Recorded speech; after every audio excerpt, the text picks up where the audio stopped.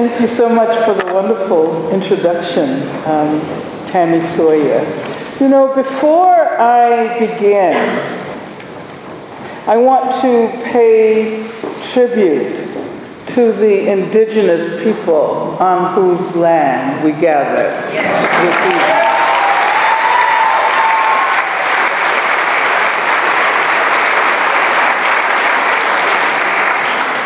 And as we contemplate the struggles ahead, as we reflect on the long history of freedom struggles that define the presence of people of African descent in this hemisphere, let us also celebrate the determination of First Nations people to protect their land, their culture, their future.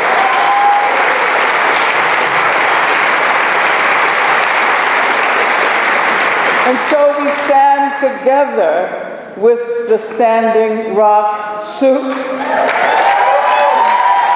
defense of their land, in defense of their water, in defense of their people. It's really great to be here in Memphis once again. Memphis, the site of historical struggles and historical tragedies. Memphis, the home of contemporary struggles for social justice, and most importantly, the home of the Mid-South Peace and Justice Center.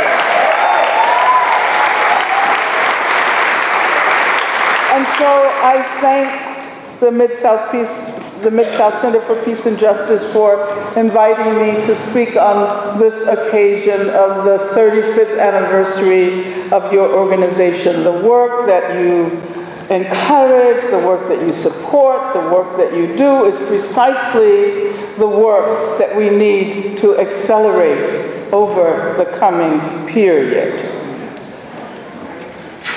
And as we embark upon a new era in our history, let us recall that so much of what is important, so much of what has actually acquired historical significance has been achieved through mass struggle.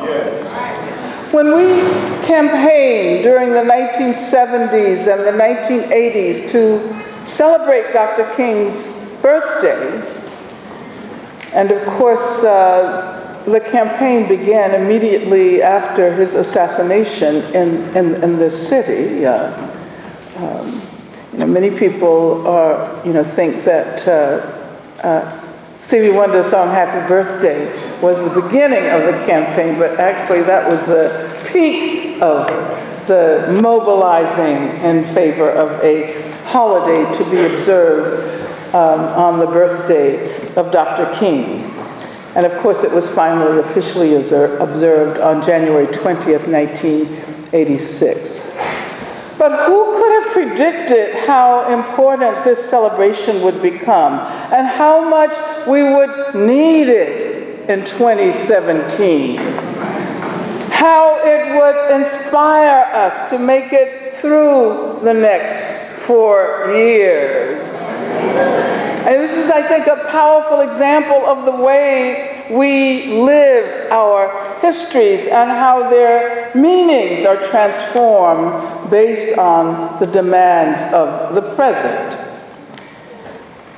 You know, over the last 3 decades that we have officially observed Dr. King's birthday, I've worried that it will become simply another occasion for the announcement of retail sales. And of course we do have that. You know, Macy's has its Martin Luther King Day weekend sales or whatever. But also I worried that the ways in which the holiday was observed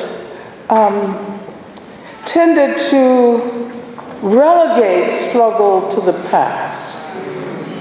And so, you know, while I think people who organized dramatizations of past freedom rides and freedom marches, that was a good thing.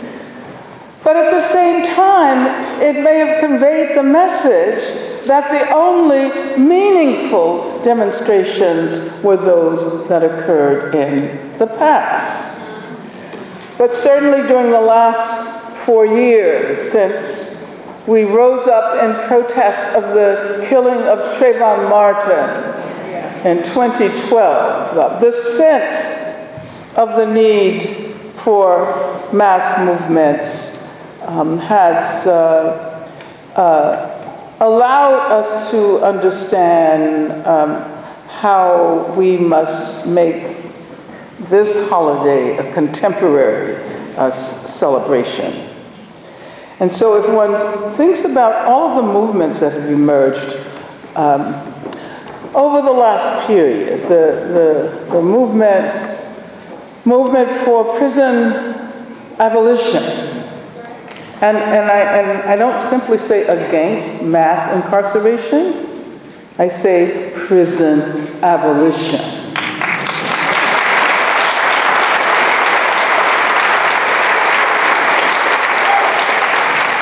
Which is also a contestation of carceral feminism.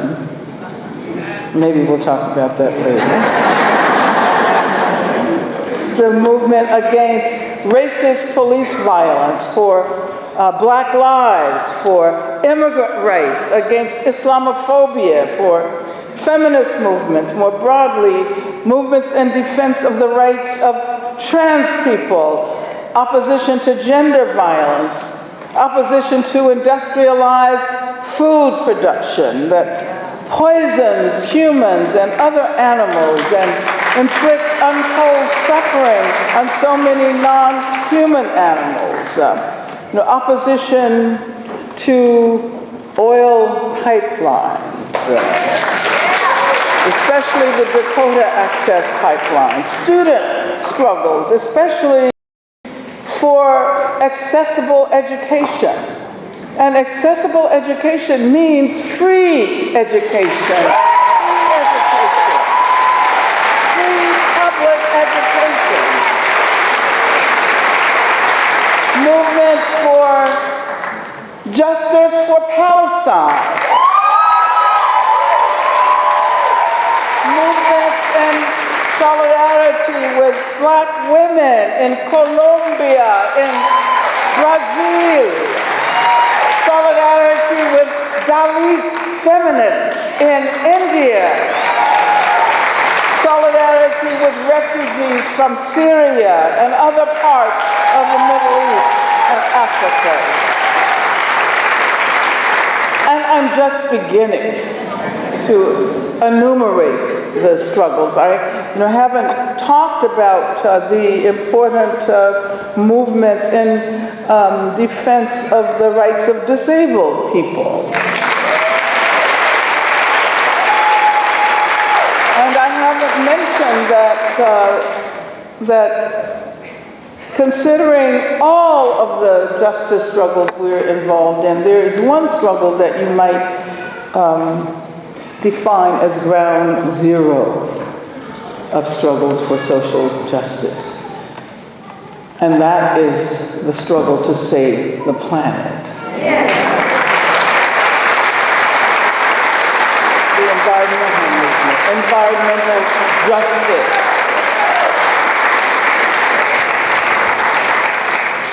We need to draw sustenance and encouragement from the history of struggles for social justice, because what was once proclaimed as the advent of a post-racial era. Do you remember? Not very long ago. And it's interesting, isn't it, that turned out to mark the beginning of a new militancy and a recognition of structural racism. And a new approach to struggles for justice that recognizes the intersectionality of all of our struggles.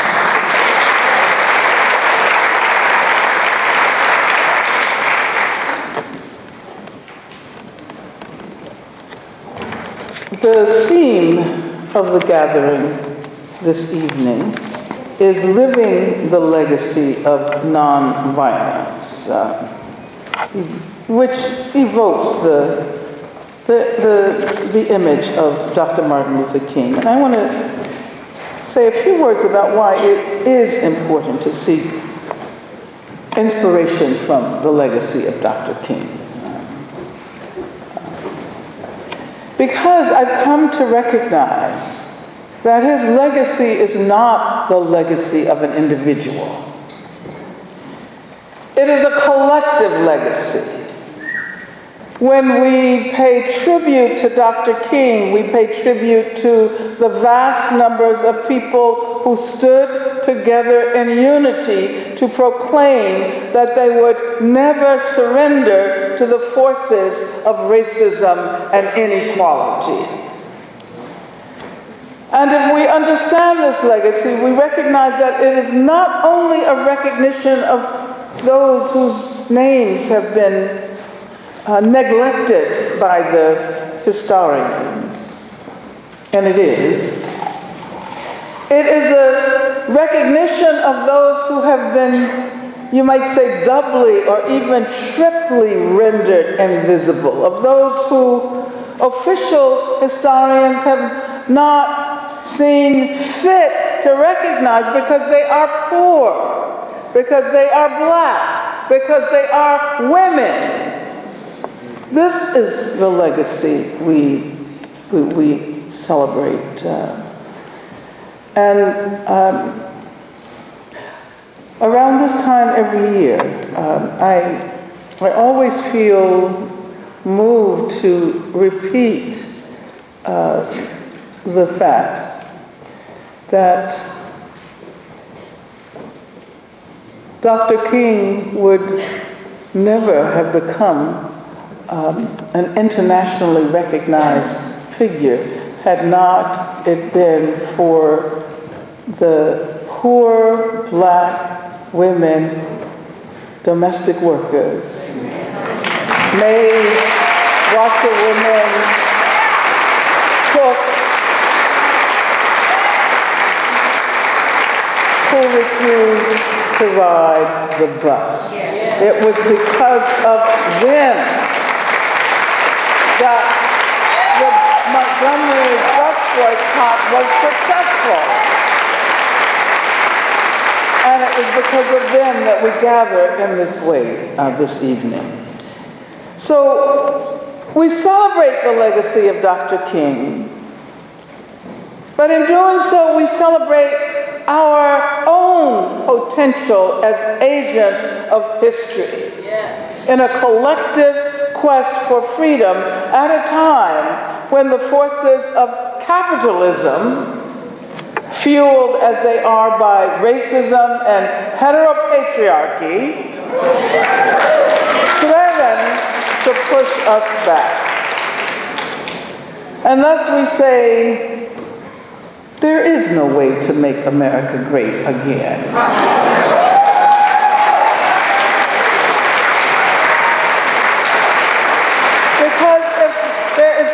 To be any greatness on America's agenda, it must be in the future. And it will consist precisely in the overcoming of the capitalist forces that have impoverished not only so many people in this country, but people all over the world.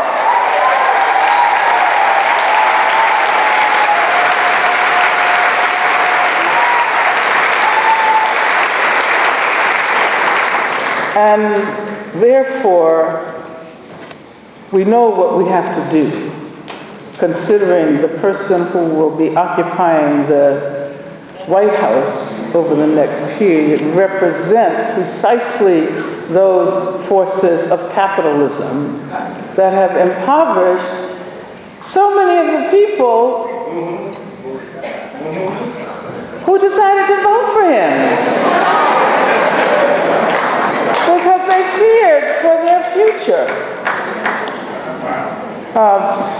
I didn't really come here to...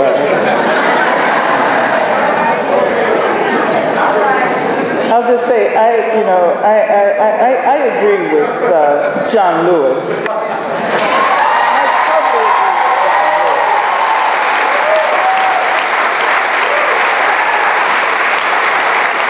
And Donald Trump is not only an illegitimate president because of what the Russians may have done, but if one considers the fact that his victory was predicated on an institution called the Electoral College, which is an institution of slavery. And it functioned precisely the way it was designed to function during slavery. It was designed to give slave states with small white populations the leverage they needed to acquire power at the national level.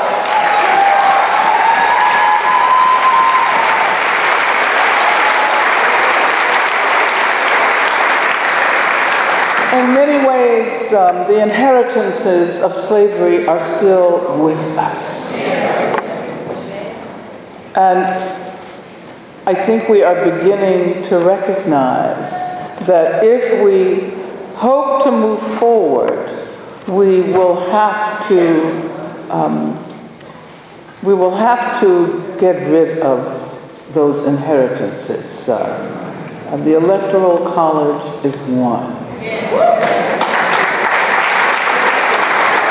But we have so many relics of slavery that we don't question. For example, the continued use of the death penalty is yet another relic of slavery. The death penalty bears witness to the fact that slavery as an institution saved capital punishment and preserved capital punishment at a time when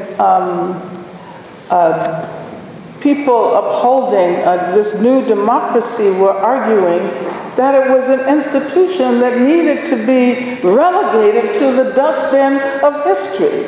And it's interesting, isn't it, that all of the other forms of punishment that were linked to the death penalty, that is to say, forms of punishment inflicted on the body, corporal punishment,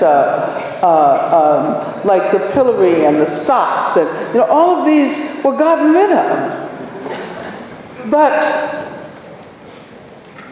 the death penalty served a very important purpose in repressing slaves who were attempting to achieve their freedom. And if you look at slave law in the various states throughout this area of the country, you will see that the reason why the U.S., an industrial democracy as it represents itself as being, is the only one in the entire world that continues to routinely use the death penalty, and that has to do with slavery.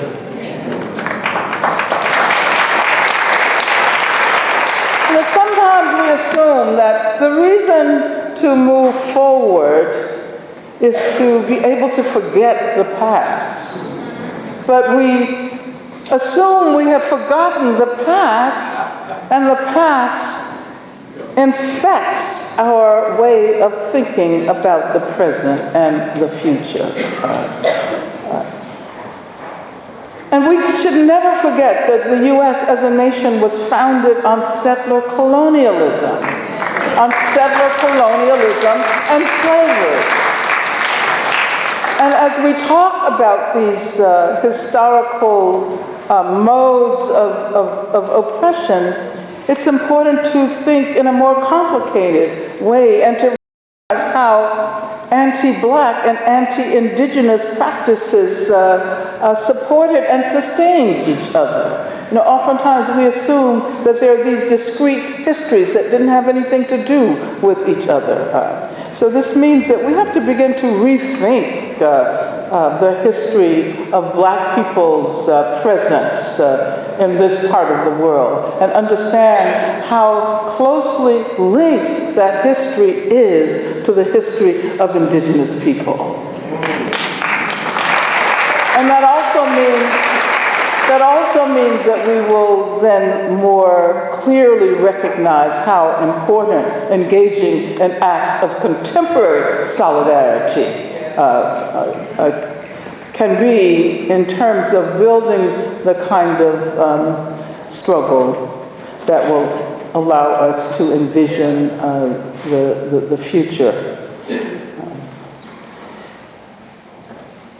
We have a lot of work ahead of us.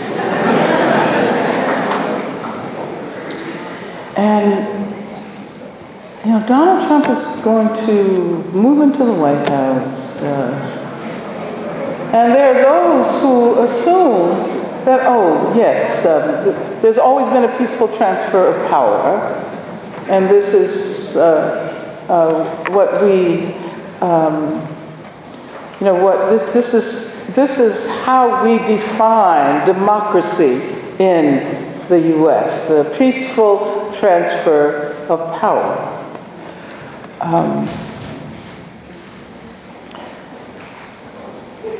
But Donald Trump hasn't been so peaceful, has he? Particularly in the ways in which he has called for the building of a wall and repeatedly referring to Mexican immigrants as murderers and rapists. So I like the idea of living the legacy of nonviolence. But I also like Dr. King's idea of dramatizing the forms of oppression that exist and making certain that nobody can look away. So our goal is to guarantee that Donald Trump will not be able to govern comfortably.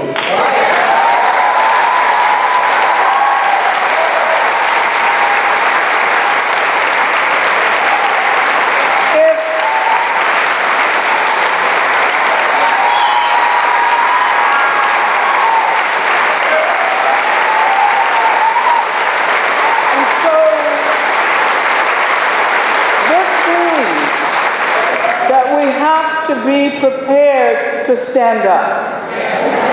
We have to be prepared to show our bodies and let our voices be heard.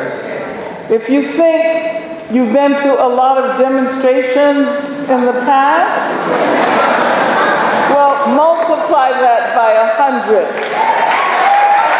or 1,000 over the next period.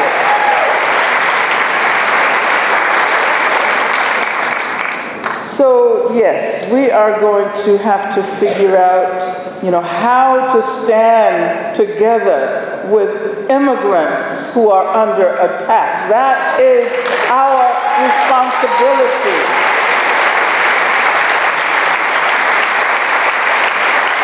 And we should recognize that the attack on immigrants is a global issue. Understand the connection between the attack on immigrants from Central America, from Mexico, Central America, and Haiti, and other areas of the Americas, and what is happening in Europe now. Immigrants from Syria, from Africa. And we have to recognize that at bottom, it is about the inability of capitalism to provide the means with which people can live humane lives.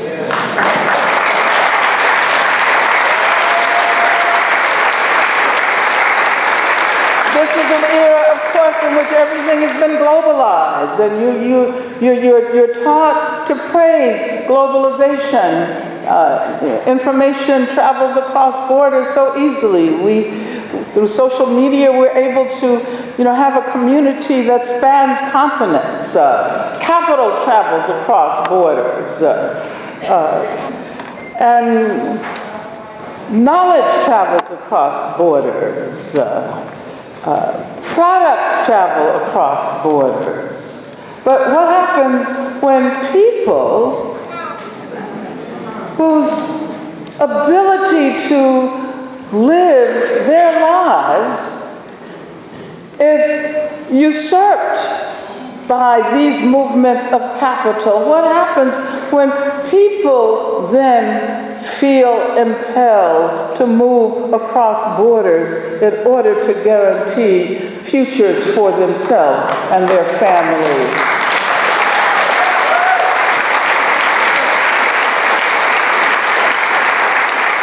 What happens is that they're called illegals.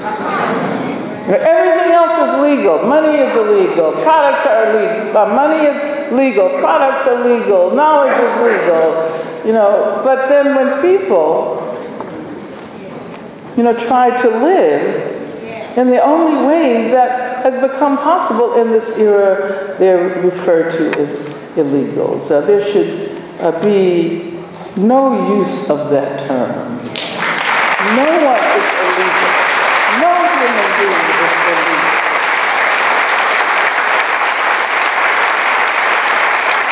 And then when we see the ideological equation of Islam and terrorism, and particularly the attacks emanating from Donald Trump against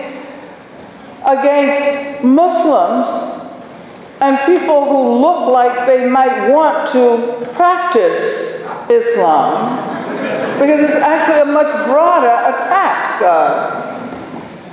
And then recognizing that with respect to Islamophobia, it's women who are the first targets. It's women who are the first targets.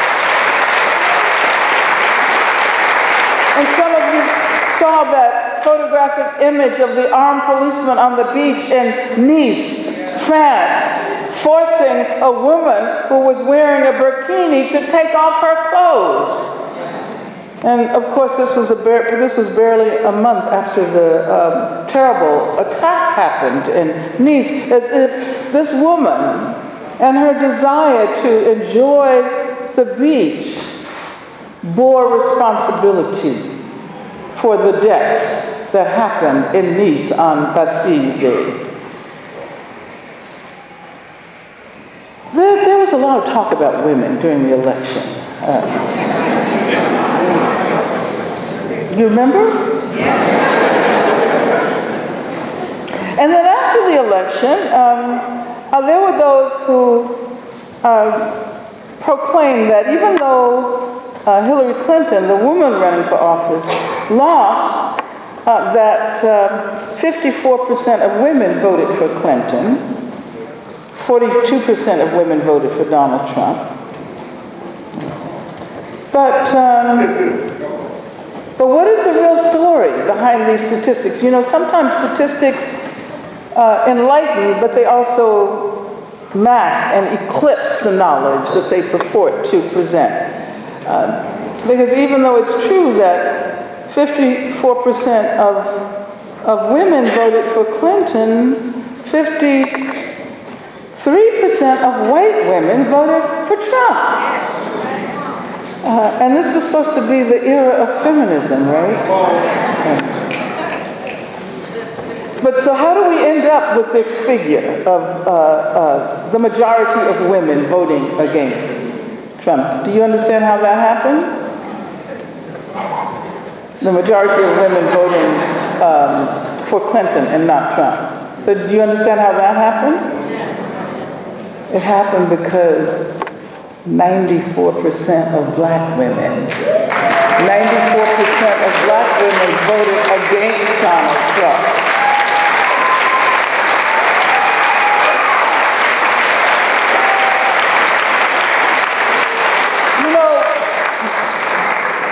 And it's not because I'm a black woman that I say that black women are the most sophisticated, the most strategic participants in our political realm. And thank you, my brother. And I think that men, progressive men, should applaud that.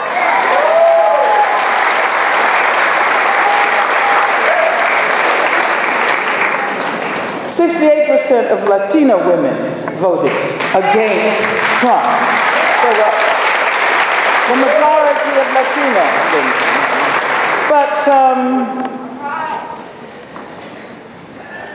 But you know, Hillary Clinton was deeply mistaken in thinking that she could use an obsolete notion of feminism.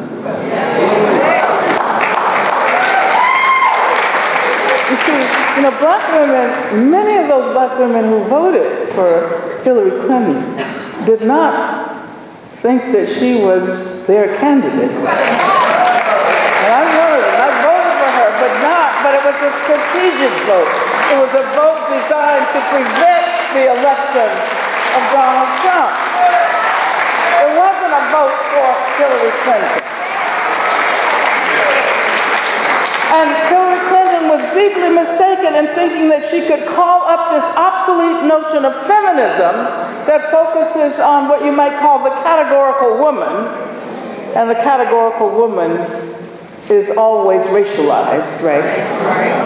When you speak about women, you know, who are you really talking about? And it seems to me that she used this outmoded notion of feminism that revolves around white middle-class women, bourgeois women.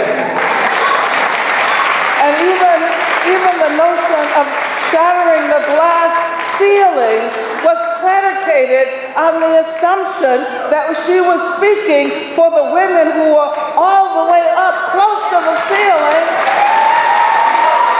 And all they had to do was reach for it. What about all of those women below?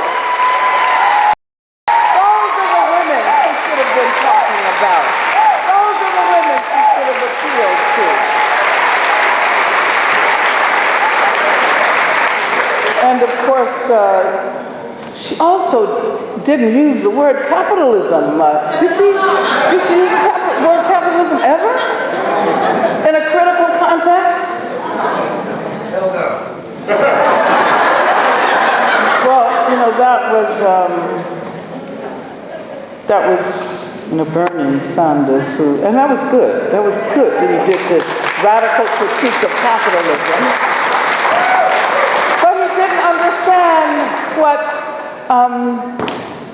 the scholar Cedric Robinson called racial capitalism. He didn't understand that all capitalism is racial capitalism, and you cannot talk about capitalism without also talking about racism. Well, see, we have a panel coming up, so I have to.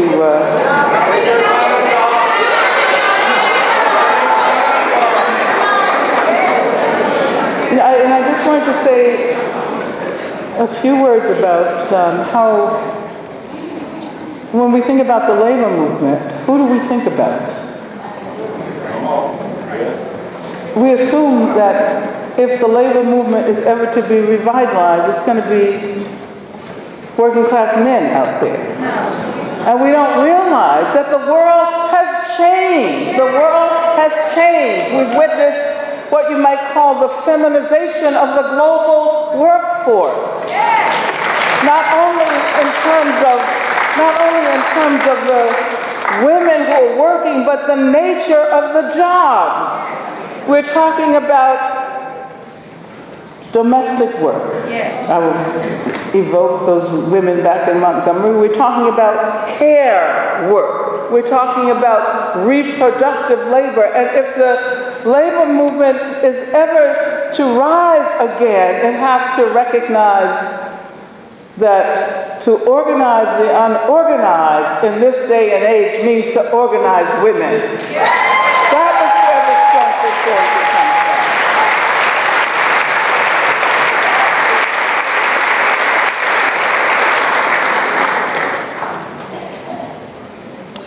Now, finally,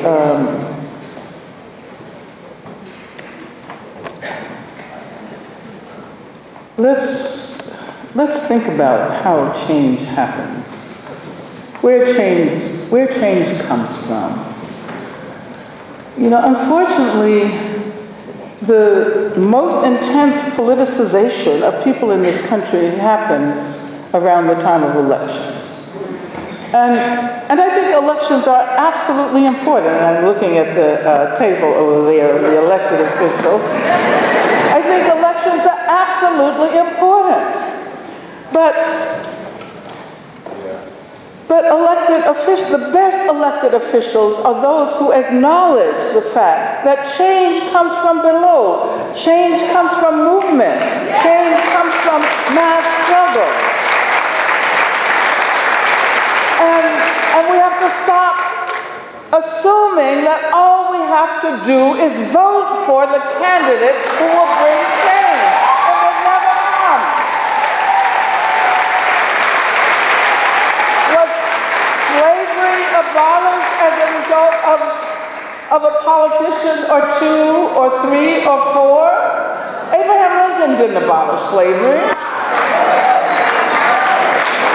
The abolitionist movement, and particularly the Black abolitionist movement, Black people who were slaves, who engaged in what Du Bois called a general strike.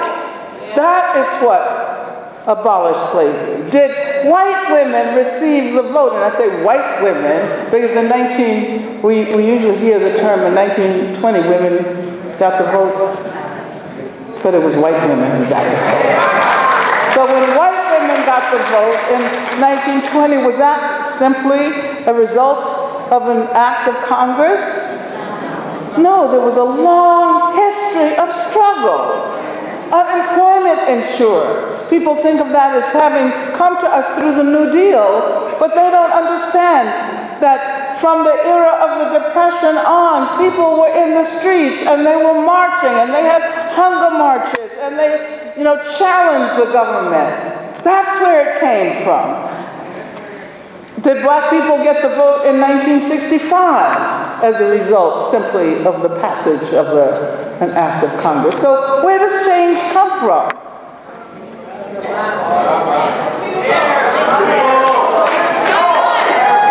So it is as important to recognize the dynamics of change. It is more important now to recognize the dynamics of change than ever. Because,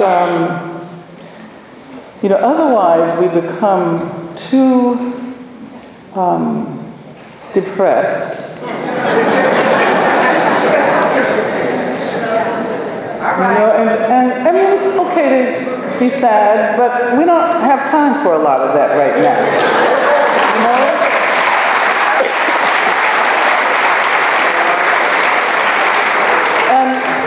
I was going to talk about the ways in which the movement against what we came to call the prison industrial complex emerged. Now everybody's talking about mass incarceration, right? Even the conservatives. But there was a time when no one wanted to recognize what was happening in our prisons. But there were activists and artists and scholars who persevered over several decades. And now we recognize that something has to be done to remove these machines of destruction from our landscape. And it's not just about ending mass incarceration.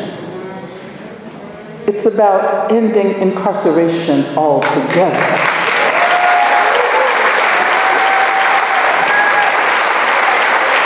It's about recognizing that under no circumstances have prisons ever been capable of rehabilitating people who are in there.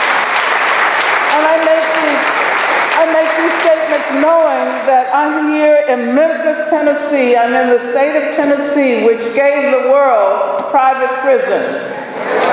Correctional Corporation of America, and then, all of the other private prison companies, and that is connected not only to the crisis we are experiencing in the prison system, but to the detention of immigrants. As a matter of fact, the most profitable sector of the prison industrial complex at this moment is precisely the sector that produces and markets immigrant detention facilities.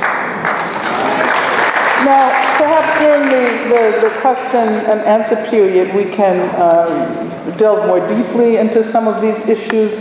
But I came here today to say that we have to be prepared to struggle over the next period.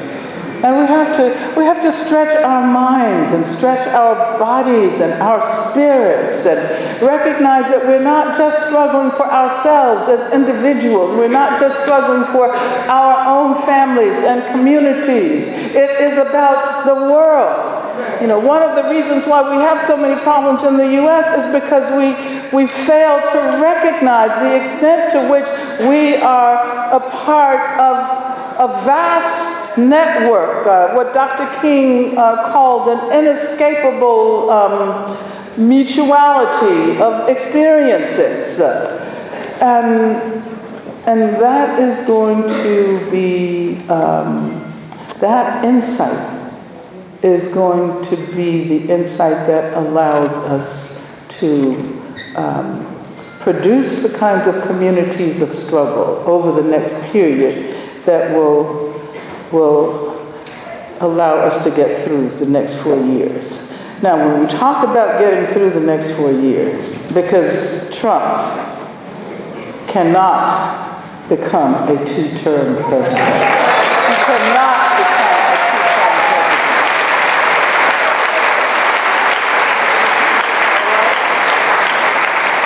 But let us also not be myopic in our vision. And let us recognize that the struggles that we are embracing have a very long history. And that history spans for centuries. But also we have to be able to look to the future and recognize that this history will involve decades and centuries in the future. So let me conclude by saying that we need to rebuild. We need to build community, rebuild community. We need new organizations, new struggles. We need to consolidate our communities. We need to recognize that we will have to struggle over the coming period as we have never struggled before. And I'll conclude with the title of the freedom song that Tammy evoked in her introduction. Freedom, after all, is a constant struggle. Thank you very much.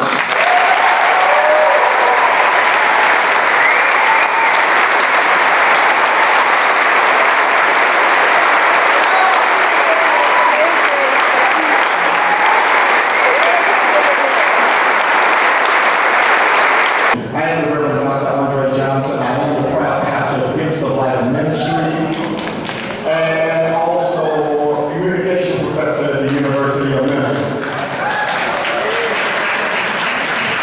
Dr. Day, I want to bring us back to the political because I think you're right on target.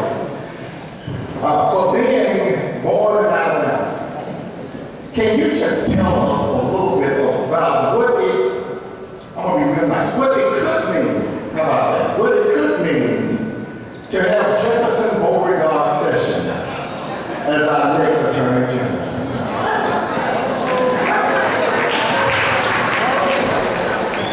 I have so many questions, but I just want to get that. You see, this is why I was emphasizing the fact that change happens not because of individuals in high places, but it happens as a result of pressure from below. And I could have never imagined that Jeff Sessions would play any major role. I mean, it's as if George Wallace has come back from the grave. You know, that's what it feels like to me. But I think the fact that Trump appointed all of these ultra-conservative, I mean, the ambassador to Israel is someone who supports settlements on the West Bank. And the U.S. government doesn't even support illegal settlements. So, you can see that Trump is really trying to make America white again.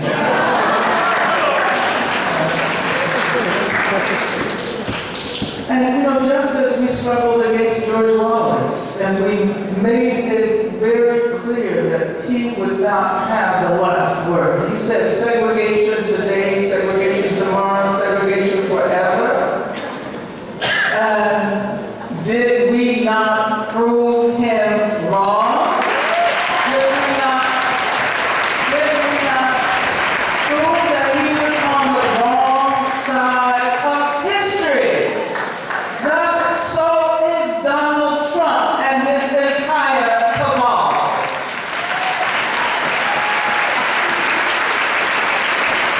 That content distribution program called Free Condoms Memphis. FreeCondomsMemphis.org.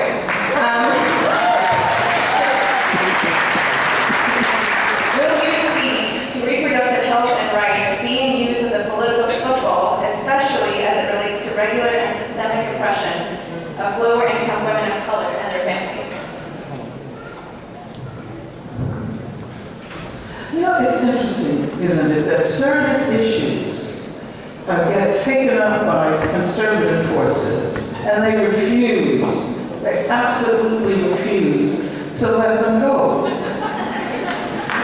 I mean, Roe v. Wade, 1973, that was supposed to be, well, it was supposed to be the end of the controversy surrounding reproductive rights. But we know that even Roe v. Wade, as a Supreme Court decision, didn't address at bottom issues of poor women because it was couched in the language of privacy. What about all the women who couldn't claim privacy because they didn't even have doctors? Sometimes we have to think about these things in a more complicated way.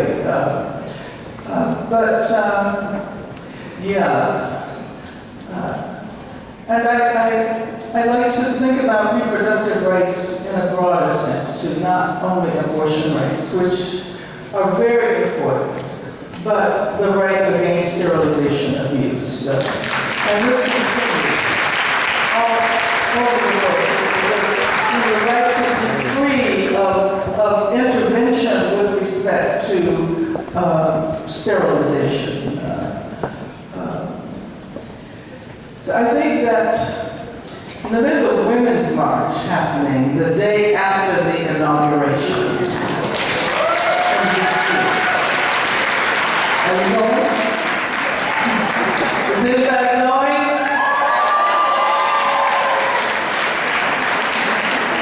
And it's a women's march, but that doesn't mean that it excludes men. So let's not think in these rigid terms. As a matter of fact, men should celebrate the fact that women are taking the lead to organize this massive resistance to the Trump administration. And so reproductive rights is going to be one of the major issues. And I can tell you that as a person who has worked around prison issues virtually all of my life now, it comes up over and over again with respect to sterilization, the refusal to allow women in prison to get abortions. These issues come up over and over again. So we really have to support Planned Parenthood and all of the organizations that are standing up for women's rights, putting forward their rights. Thank you to our panelists.